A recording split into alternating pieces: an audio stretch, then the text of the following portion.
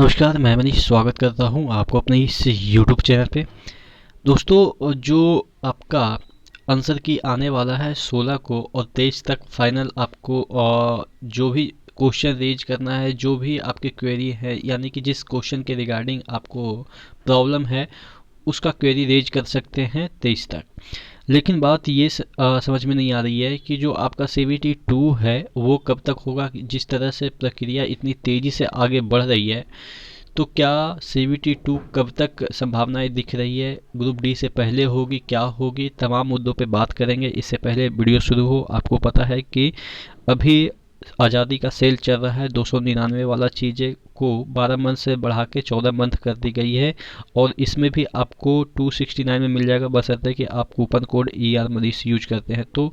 और ये offer limited समय के लिए है, तो ये 15 अगस्त के उपलक्ष्य में आपको ये वाला जो पासेस है उसका जो वैलिडिटी है वो 12 मंथ से ले बढ़ा के 14 मंथ कर दी गई है। नीचे डिस्क्रिप्शन बॉक्स में लिंक दिया हुआ है।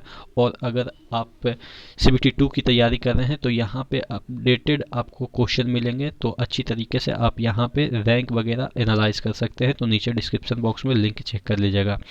बात कर रहे थे जो ये आपका ECA का जो टेंडर आया था, शुरुआत में जो स्पेसिफिकेशन खोजा गया था कि ECA में हमें क्या चाहिए, यानी कि जो कंडक्टिंग एजेंसी है उससे हम क्या एक्सपेक्ट कर सकते हैं, वो नोटिस अपन देख लेते हैं, जिससे कि आप ये पता लगा पाएंगे कि जो आपका फाइनल स्कोर है वो कब आएगा और एग्ज़ाम कब होगा। ठीक है, देखिए हम जो डिटेल नोटिस है उस पे नहीं जा रहे हैं, क्योंकि डिटेल नोटिस पे जाएंगे तो बहुत लंबा चौड़ा डिटेल नोटिस है, वो मैं आपको बाद में टेलीग्राम पे शेयर कर दूंगा। लेकिन यहाँ पे अगर मैं बात करूँ कि एग्जैक्ट पॉइंट की, जो कि मैं पॉइंट डिस्कस करने आया हूँ, वो आपका कि फाइनल स्कोर कब होगा और ये आपका CVT 2 कब हो सकता है। देखिएगा, यहाँ पे लिखा गया है, for arriving final score of the candidate and approved normalization formula will be applied on raw marks. जो आपके रा मार्क्स हैं उस पे आपके जो नॉर्मलाइजेशन है वो सब रूल अप्लाई होके आपके फाइनल स्कोर आएंगे। फाइनल स्कोर कब आएगा पहले ये बात कर लेते हैं। देखिएगा, यहाँ पे देख सकते हैं कि examination conducting agency will provide the score of the candidate within 5 day of finalisation of answer key after objection review. जैसे ही ऑब्जेक्शन रिव्यू फाइनल हो जाएगा, हालांकि आप 23 तक तो डालेंगे ही ऑब्जेक्शन रिव्यू, लेकिन ऑब्जेक्शन रिव्यू का मतलब ये हुआ कि आपने डाला, अब उस पे एक्शन RRB को लेना है। ठीक है, अब RRB जितना दिन में ले ले, आपको भी पता है कि जो RRB है वो अभी जिस तरीके से काम कर रही है NTPC पे, तो ज़्यादा से ज़्यादा आपको एक सप्ताह से ज़्यादा नहीं लेगा। यानी कि आप 23 से जोड़ लो 7, यानी कि 30 अगस्त तक, मान के चलो 31 अगस्त तक वो फाइनल आपका डिसीजन ले लेता है कि फलाना आंसर आपने जो क्वेरी रेज किया है वो सही है या गलत है। तो एक सप्ताह वहाँ पे ले लीजिए कि ये सब चलेगा, आंसर की में करेक्शन वगैरह चलेगा। तो यानी कि अगस्त तक आपके आंसर की से रिलेटेड करेक्शन वगैरह चलते रहेंगे। उसके बाद अगर हम फाइनल इसको मान लेते हैं कि जो इंगेजिंग कंडक्टिंग एजेंसी को जो बातें बताई गई थी कि 5 दिन के बाद आप जो स्कोर है वो बता देंगे। यानी कि देखिएगा, examination conducting agency will provide the score of candidate within 5 day of finalisation of answer key after objection review. Objection review करने के बाद 5 दिन के अंदर उनको फाइनल स्कोर देना। फाइनल स्कोर वही आपके रा नंबर और जो आपके नॉर्मलाइजेशन नंबर है।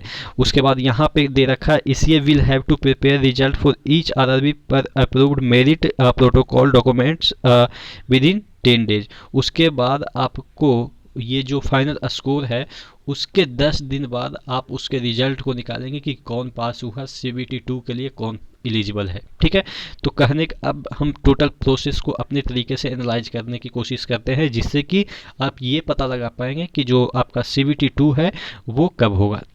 देखिएगा, एक मिनट, देखिएगा, अगर 31 अगस्त तक ये क्वेश्चन का रिव्यू करता है, हम इसी जो टेंडर के जो नोटिस है उसी के अकॉर्डिंग बात कर रहे हैं। बाकी जो रियल में क्या होगा वो तो आपको भी पता है। रियल में हम कुछ दिन को आप कह सकते हैं एक्सटेंड कर सकते हैं। उसके बाद 5 दिन के अंदर आपके स्कोर आएंगे। ठीक है, 5 दिन के अंदर, यानी कि 5 सितंबर तक आपको ये पता चल जाएगा कि आपने नॉर्मलाइज मार्क्स कितना लिया।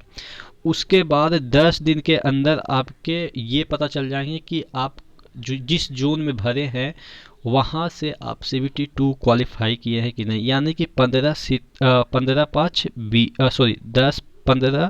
5 15 यानी कि 15 सितंबर तक आपको ये पता चल जाएगा कि आप CBT2 के लिए एलिजिबल हैं कि नहीं।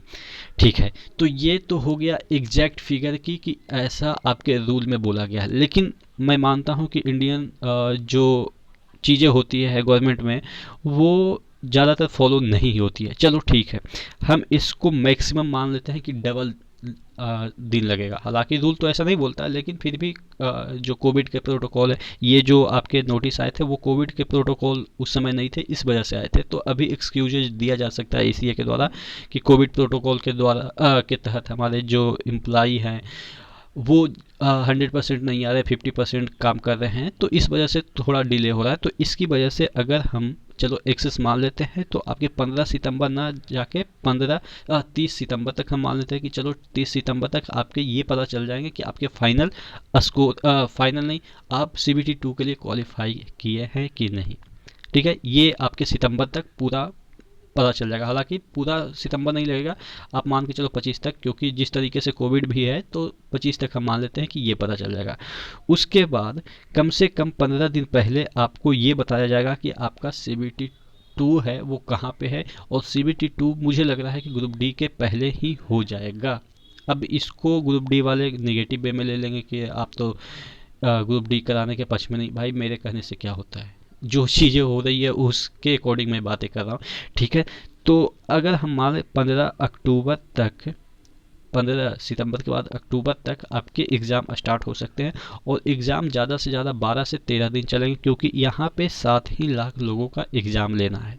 ठीक है, अब कहेंगे कि अक्टूबर में ये एग्ज़ाम है वो एग्ज़ाम है। भाई जो TCS है उसके पास इतना सिस्टम है, हालांकि वो अभी हाफ कैपेसिटी के साथ ले रहा है, तो समझ सकते हैं कि इतना एग्ज़ाम कंडक्ट करा रहा है।